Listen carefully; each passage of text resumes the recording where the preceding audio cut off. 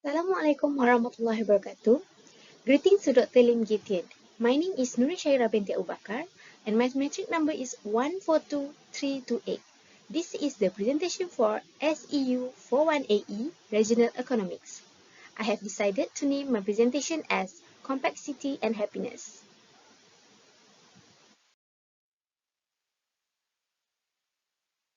Alright, so the question is, how do concept of complexity and sustainable growth relate to social connection and happiness?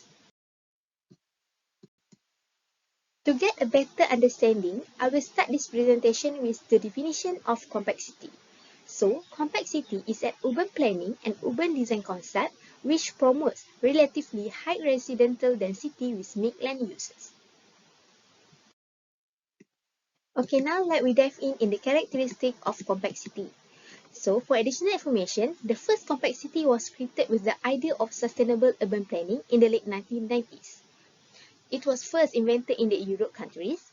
And now, it's actually there are many cities that was created with this concept. For example, is Amsterdam and Copenhagen. So the first characteristic is efficient transport system. As the city's layout have been created close to each other, all complex cities should have an efficient transport system for citizens to commute from one place to another. As all the places close to each other, which is only walking distance, the citizens rarely use their own transport and it helps to reduce the pollution. It is in line with the sustainable urban. Second characteristic of complexity is easy access to facilities. In the complexity, we have all the facilities in one place, such as school, university for educational purpose, hospital for health, shopping complex and viral cafe for entertainment, and also mosque, temple, and church. Living in complexity should be easy in terms of facilities for everyone, no matter what their race, age, or even religion. The next characteristic is a greater mixture of land use. As we know, there are almost everything in one city, in the complexity, which approve to the greater mixture of land use. Okay, now we are ready to answer the question. The relation of complexity and sustainable growth to social connection and happiness. Okay, when we talk about happiness, the first thing that come up in my mind is for someone to be happy, their well-being should be in a very, very good condition. In other words, happiness is equal to increasing of well-being. In order to increase the well-being, there are six important factors or six important components that need to be fulfilled, which is health, relationship, security, purpose, community, environment. However, to answer the question, I will just focus on four components, which is health, security, community, and also environment.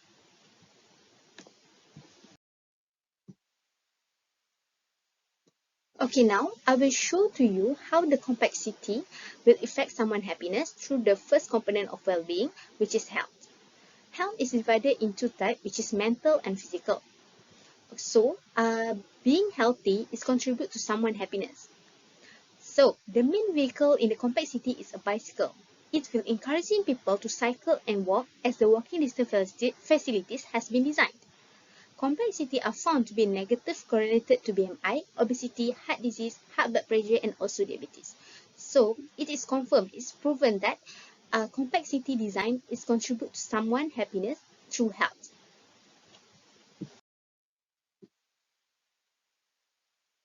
Okay, next is security. Design of complexity resulting to higher sense of safety, especially for children and also elders, where residents feel a lot more safer as the city has a large of populations. It means everywhere you go, you will see there are many of people around walking or cycling. There are one research from Kotula. It says that in complexity, there are less possibility of crime and violence to be happen. Alright, so next is about community. So, the house in the complexity mostly designed as detached flats or apartment houses where community live close to each other. It will encourage people to frequently meet each other and automatically will reduce social segregation. In addition, Living in a compact city will increase in emotional support, which means when someone has the problems or in trouble, they can seek help from their neighbor, which it actually contribute to the greater community stability. Okay, now for the last component of well-being, which is environment.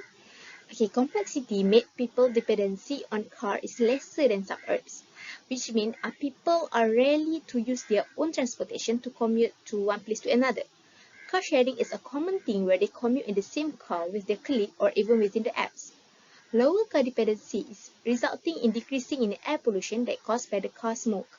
So, living in compact cities is actually living in a cleaner and healthy environment.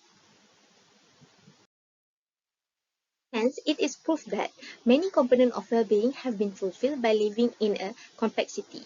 There are always pros and cons, no matter where we live. But we should choose to live in an environment that prioritizes our well-being. So, if I have a chance to live in a compact city, then I will.